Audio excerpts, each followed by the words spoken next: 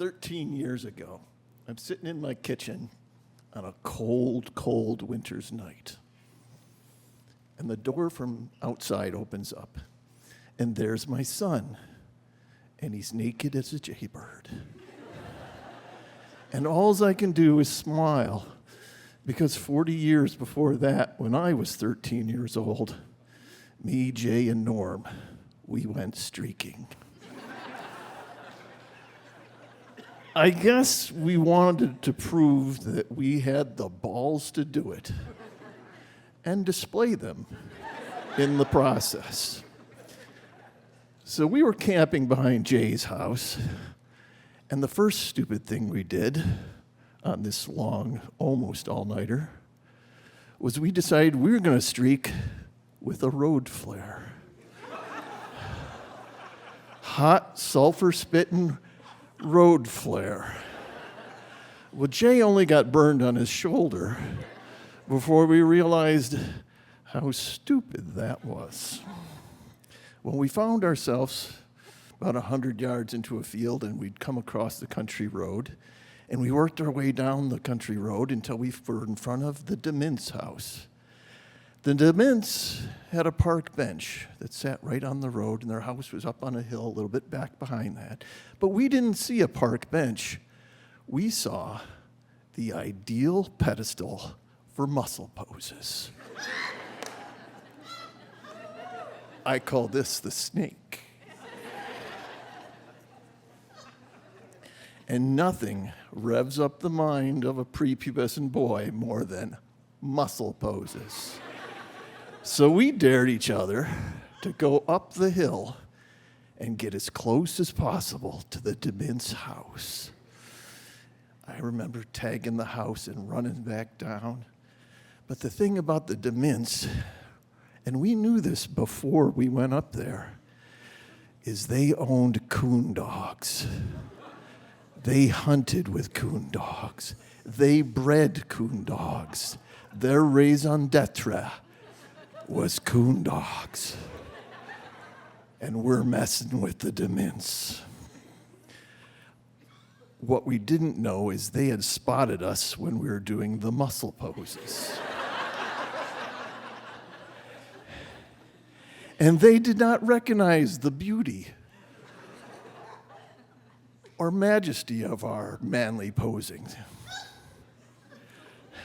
They thought we were doing jumping jacks. And then, when these three naked ninjas start climbing the hill towards their house, it was the last straw. You see, there's one more thing about coon dog hunting. It involves owning a pickup truck with a searchlight mounted on the back of it. And as we speak, that pickup truck is barreling down the driveway.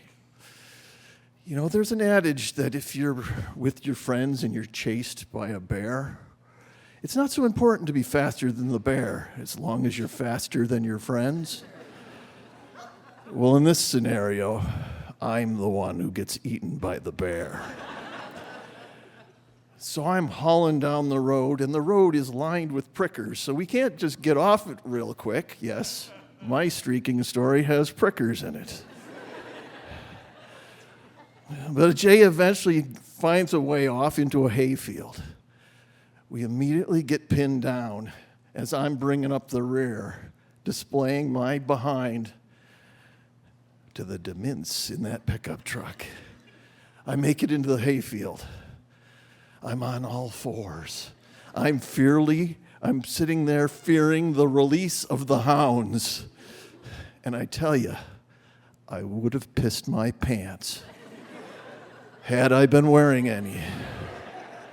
Instead, it just dribbles down my leg. Well, Jay, he makes a break for it. This pushes the DeMint's forward. And me and Norm have a chance to make a break for it as well. And you would think, with all this motivation, we would be moving with the speed and grace of many flying gazelles. But no. You see, running naked involves a certain bouncing and twisting and, shall I say, churning of one's dangly bits. And instead of Chariots of Fire soundtrack, we were doing Benny Hill. Well, I catch up to Jay, and we watch that pickup truck pull into his driveway. We know the jig is up. And then a voice from the house blares out, "Jay, get your ass back in the house. You other boys, go home." Problem is, we're still naked. So we make it back to the campsite, and our clothes are not where we left them. The evil doings of Jay's evil siblings. So me and Norm, we hike home, and we're debating the whole ride home whether we should just see if this will blow over or whether we should come clean. I have 3 brothers, so I know I have to come clean. I chose poorly, because that was the end of my childhood. My mom determined that I would be kept busy working every minute of every hour of every summer's day for the rest of my teenage years. Do I regret streaking? Hell no. I became a legend within my family, the boy who streaked. It was so well known that my teenage son knew about it 40 years later, and one day he comes to me and says, "Dad, my life is boring." And so I give him the best dad speech about, living life to the fullest and all this, but it's falling sort of flat. So I say, "You want adventure? Go streaking." And 2 hours later, I'm sitting in the kitchen, eating, drinking that cup of coffee, and the door opens, and there he is, naked as a jaybird, 2 laps around the house. I could not have been prouder.